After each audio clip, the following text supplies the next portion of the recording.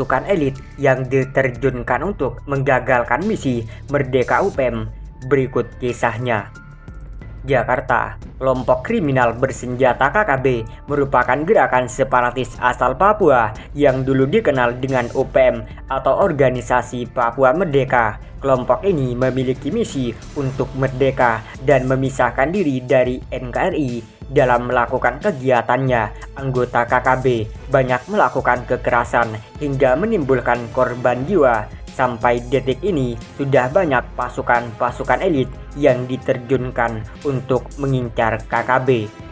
Kopassus, Komandan Pasukan Khusus. Kopassus adalah pasukan elit milik TNI AD yang pernah terjun memburu KKB di Papua pada Mei 2021.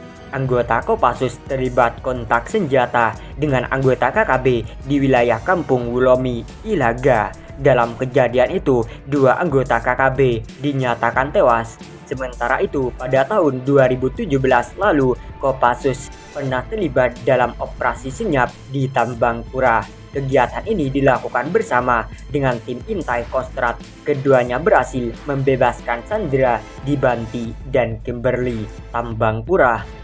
Selain melepaskan lebih dari 300 masyarakat sipil, operasi ini juga merupakan upaya guna merebut Kampung Kimberley dari cengkraman KKB. Kopasgat, pasukan elit lainnya yang juga terjun untuk memburu KKB adalah Kopasgat, Komando Pasukan Gerak Cepat milik TNI AU. Pasukan ini memiliki kemampuan tempur di berbagai medan, tak hanya udara, tetapi juga darat dan air. Pada awal Januari 2023, pasukan Kopasgat tiba di Lanut Silas, Pepari, Sentani Jayapura. Dalam melaksanakan tugas, para prajurit Kopasgat juga akan menjaga bandara sebagai salah satu lokasi aman di Papua. Sarana transportasi udara dirasa yang paling efektif dan efisien. Di sisi lain, transportasi udara juga bisa mengangkut kebutuhan untuk masyarakat, bahkan mampu digunakan secara cepat dalam proses evakuasi. Pasukan setan dari TNI AD ditugaskan ke Papua untuk memberantas KKB. Melansir inews.id, pasukan ini adalah nama lain dari Yonif 315 Garuda tiba di Papua pada Juni 2021.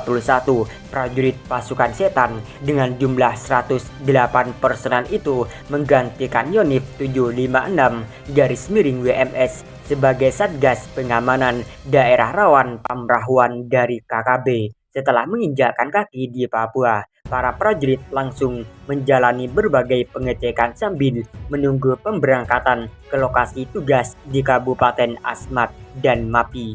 Bukan pasukan sembarangan, Yonif 315 Garuda adalah pasukan elit dengan berbagai kemampuan dalam melaksanakan operasi militer perang. Selama menjalani pelatihan, pasukan setan digembleng beragam keahlian seperti pematangan, teknik menembak, serta latihan taktik dan teknik pertempuran.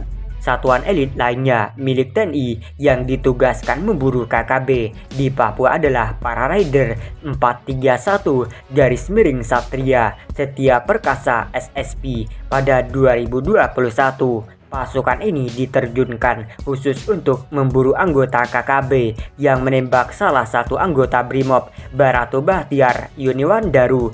Pasukan elit berkualitas mumpuni ini bermarkas di Karyango, Sulawesi Selatan dan masuk dalam Divisi 3 Kostrad. Selain di Papua, para Raider 431 SSP juga pernah mendapat amanat untuk bertugas di Irian Jaya, Timur Timur, dan Operasi Aceh tahun 2002 sampai 2003.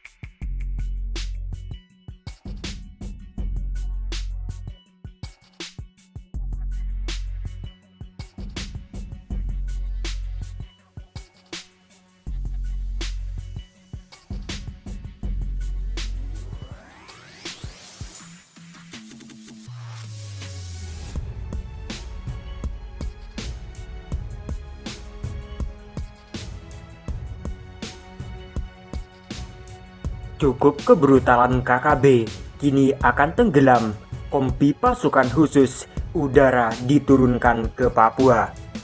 Tak cuma TNI Angkatan Darat yang mengerahkan pasukan khusus untuk menjaga keamanan di Papua dari gangguan kelompok separatis teroris UPM, ternyata TNI Angkatan Udara juga sama. TNI Angkatan Udara baru saja mengerahkan pasukan khusus dari Komando Pasukan Gerak Cepat Kopasgat untuk bergerak menuju Papua. Berdasarkan siaran resmi penerangan Kopasgat dilansir Viva Militer Selasa 7 Maret 2023, ada 10 prajurit TNI Baret Jingga yang dikerahkan menjaga keamanan di Papua dalam Satuan Tugas Pengamanan Perbatasan 2023 dan menangkal kebrutalan yang dilancarkan UPM terhadap masyarakat. Menurut Kopasgat, 10 prajurit yang diberangkatkan tentunya bukan prajurit biasa. Mereka adalah orang-orang pilihan yang dipilih mengemban tugas terhormat ini. 10 prajurit pilihan telah diberangkatkan dari markas Detasemen Matra 2 Nagapasa Kopasgat di Pangkalan Udara Lanut, Abdurrahman Saleh, Singosari, Malang, Jawa Timur. Wakil Komandan Denmatra 2 Kopasgat, Mayor Pas Ilham Maulana, mengatakan 10 prajurit Kopasgat akan berada di belantara Papua selama 9 bulan ke depan.